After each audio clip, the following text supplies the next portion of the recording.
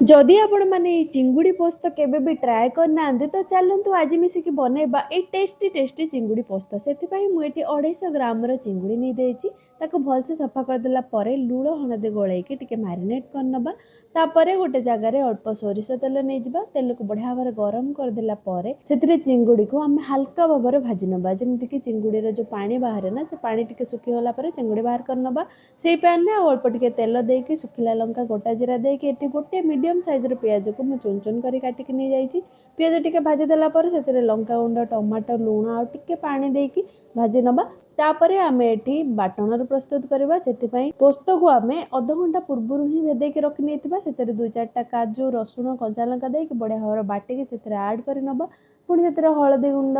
जीरा गुंड धनिया गुंड दे सारापर गोटे मीडियम साइजर आलू को काटिके से नबा छोट छोट पीस करके काटे जहाँद्वारा के बढ़िया भाव सीझीज घोड़े देकी मीडियम फ्लेम 10-15 मिनिट जाए एमती छाड़ी दिंतु देखिए आलू बढ़िया भाव सीझीज आलू 80% सीझीगला से आप आड करदे चिंगुड़ी आ लास्ट टिके गरम मसला आड करदेला रेडी हो आमर चिंगुड़ी पोस्त जोटा कि गरम भात हो कि रुटी कि नान हो कि परोठा हो सबुधिरे खाइबा बहुत ही टेस्ट। यही रेसिपी को घरे थरे निश्चित ट्राए करंतु आ मते कमेंट सेक्शन में जणातु कि रेसिपी आपण मानको केमती लागला जदि वीडियोटी भल लागि थाए ताले मोर चैनल को लाइक करंतु शेयर करंतु आ सब्सक्राइब करंतु बाय बाय।